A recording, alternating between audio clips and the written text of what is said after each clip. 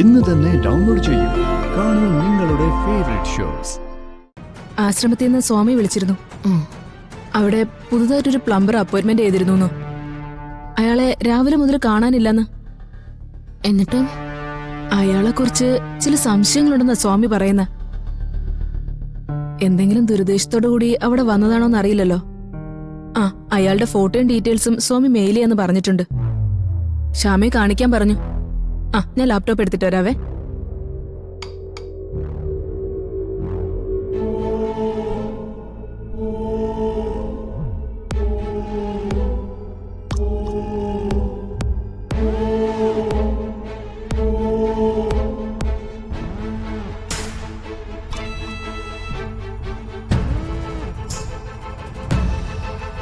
ഈ ആശ്രമത്തിലൊക്കെ എന്ത് ദുരുദ്ദേശത്തിന് ചെല്ലാനാ? പറയാൻ പറ്റില്ല ശ്യാമേ. ആളുകളുടെ മാനസികാവസ്ഥ നമുക്കറിയില്ലല്ലോ. മെയിൽ വന്നിട്ടുണ്ട്.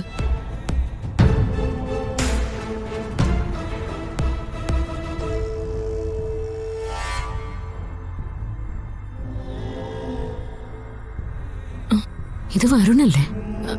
അതെ. അപ്പോ ആശ്രമത്തിലെ പ്ലംബിംഗ് ജോലിക്ക് വന്ന ആളെന്നല്ലേ പറഞ്ഞത്? പിന്നെങ്ങനെ വരുണിന്റെ ഫോട്ടോ അയക്കുന്നേ? ഞാനും ചോദിക്കട്ടെ.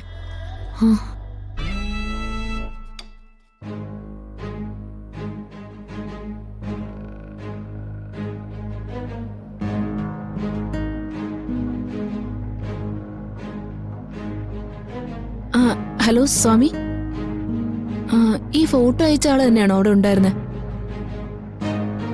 ഒന്നുമില്ല സ്വാമി, ഞാൻ അങ്ങോട്ട് വിളിക്കാം. ആളിത് തന്നെ ആയിരുന്നു എന്നാ പറയുന്നത്. അപ്പോ വരുൺ പ്ലംബറിന്റെ വേഷമാരെ അവിടെ ഉണ്ടായിരുന്നു. വരുൺ അങ്ങനെ ചെയ്തിട്ടുണ്ടെങ്കിൽ അത് രാധികയെ കാണാൻ വേണ്ടി തന്നെയാ. എടുത്തേ, ആശ്രമത്തിൽ പോണം, ജീവിതത്തിൽ നിന്ന് ഒളിച്ചിടണമെന്നൊക്കെ രാധിക മോള് നമ്മളോട് പറഞ്ഞതോ? കള്ളുവാ. ഇത് തെറ്റല്ലേ എടുത്തേ? പരിപാവനമായിട്ട് ആളുകൾ കാണുന്ന ആശ്രമത്തില് അവരിങ്ങനെയൊക്കെ. ശ്യാമേ,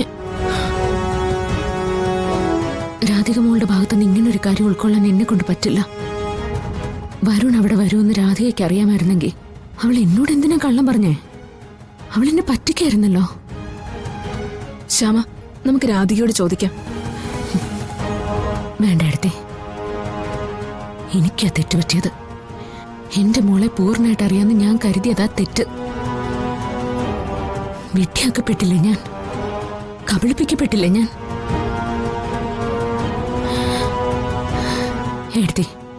എടുത്തി ഒന്ന് ആലോചിച്ച് നോക്ക്.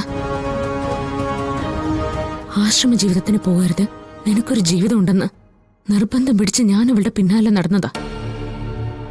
എന്നിട്ടോ ആശ്രമത്തിൽ പോയിട്ട് ഇത് എനിക്ക് ആലോചിക്കാനേ വയ്യ.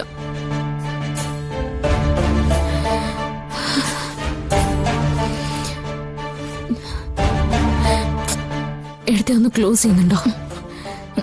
ശ്യാമേ പ്ലീസ് എടുത്തേ.